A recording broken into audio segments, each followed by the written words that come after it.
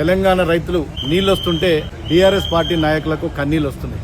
వాళ్ళు మొన్నటి వరకు చాలా ఆశపడ్డారు, ఈసారి కరువు తోటి ఇక కాంగ్రెస్ పార్టీ పని అయిపోతుంది, మేము వాళ్ళందరినీ రెచ్చగొట్టుకుంటూ రైతులను రెచ్చగొట్టుకుంటూ మేము పబ్బం గడుపుకోవాలి, కాంగ్రెస్ పార్టీని బదనం చేయాలి అని చెప్పి బీఆర్ఎస్ పార్టీ నాయకులు కలలు కన్నారు. ఆ కలలన్నింటినీ కూడా మమ్మీ చేస్తాం. ఇలా నిజంగా భగవంతుని ఆశీర్వాదంతో వరుణుడు కరుణించి ఇలా పుష్కలంగా వర్షాలు పడి ఈ వర్షాకాల పంటలకు ఎలాంటి ఇబ్బంది లేకుండా ఇలా దేవుడు చూస్తుంటే నిజంగా చాలా సంతోషకరమైనటువంటి విషయం.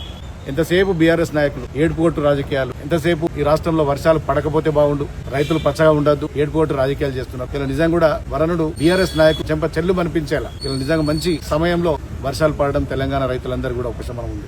ఇలా మీ కాళేశ్వరం ప్రాజెక్టు కుంగిపోయినప్పటి నుంచి 2.5 సంవత్సరాలుగా కాళేశ్వరంకు సంబంధం లేకుండానే నీళ్లిచ్చినాం. దేశంలో ఏ రాష్ట్రంలో పంట పండని విధంగా తెలంగాణ రాష్ట్రంలో మనకు వరి ఉత్పత్తిలో మనం నంబర్ 1 స్థానం. మీ కాళేశ్వరం ప్రాజెక్టుకు ఇంచు మందం సంబంధం లేకుండా మీరు కట్టినటువంటి వేల కోట్ల ప్రజాధనాన్ని వృధా చేసి మీరు కట్టినటువంటి ప్రాజెక్టులు పూర్తిగా పడవబడ్డాయి, ఎందుకు పనికి రాకుండా పోయినాయి.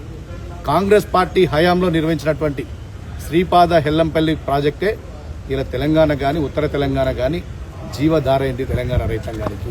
ఒక మాటలో చెప్పాలంటే కాళేశ్వరం ప్రాజెక్ట్ అట్టర్ ఫ్లాప్. కొంతమంది సినిమాలు తీస్తారు, బాగా ఖర్చు పెట్టి సినిమాలు తీస్తే ఏ విధంగా అయితే అట్టర్ ఫ్లాప్ అయిందో, వీళ్ళు భారీ వేల కోట్లతోటి ఖర్చు పెట్టి ఏ విధంగా కాళేశ్వరం కట్టారో అదంతా అట్టర్ ఫ్లాప్ అయింది. కాంగ్రెస్ పార్టీ హయాంలో కట్టినటువంటి ఎల్లంపల్లి ప్రాజెక్టు గాని ఎస్ఆర్ఎస్పీ గాని కాంగ్రెస్ పార్టీ హయాంలో తవ్వినటువంటి వరద కాలువ గానే ఇలా తెలంగాణ రైతాంగానికి ఉపయోగపడుతుంది. మీరు కట్టింది కనీసం దేనికి కూడా ఉపయోగపడే పరిస్థితి లేదు. ఇంకా సిగ్గు లేకుండా మా వల్లే నీళ్ళు వచ్చినాయి. మీకు ఏ సంబంధం? ముఖ్యమంత్రి రేవంత్ రెడ్డి గారు అయినాక ఈ కాళేశ్వరం మొత్తం పూర్తిగా పక్క పెట్టినాం. ఎందుకంటే మేడిగడ్డ కుంగిపోయింది, అన్నారం సుందిల్లో సీపేజ్ వస్తున్నాయి, పనికి రాకుండా పోయింది. ఈ మూడింటికి సంబంధం లేకుండానే కన్నెపల్లి పంప్ హౌస్ ఆన్ చేయకుండానే 2.5 సంవత్సరాలు ఇచ్చినాం, మళ్ళీ ఇస్తున్నాం. ఇవి కొంతమంది విధాలు మాట్లాడతారు, మేము రాష్ట్రంలో వర్షాలు పడాలి, రైతాంగం సుభిక్షంగా ఉండాలి, పంటలు పచ్చగా ఉండాలని చెప్పి కొండగట్టు గిరి ప్రదక్షిణ చేసినాం. మనం గిరి ప్రదక్షిణ ముందు ధర్నాలు చేసుకుంటారు, అన్ని లంగ ధర్నాలు అవి చేసుకుంటా నడిస్తే నీళ్ళు వస్తాయా అని చెప్పాను. గిరి ప్రదక్షిణ చేస్తేనే నీళ్ళు వచ్చినాయి. కొండగట్టు అంజన్న కరుణా కటాక్షం వల్ల నేను చేపట్టిన గిరి ప్రదక్షిణ వల్ల ఇలా రాష్ట్రంలో సుభిక్షంగా వర్షాలు పడ్డాయి. ఎందుకంటే ఏదైనా మంచి మనసుతోటి రైతుల ప్రయోజనాలు ప్రజల ప్రయోజనాలు కోరుకుంటే ఇలా దేవుడు కరుణిస్తాడు, ప్రకృతి కూడా సహకరిస్తుంది.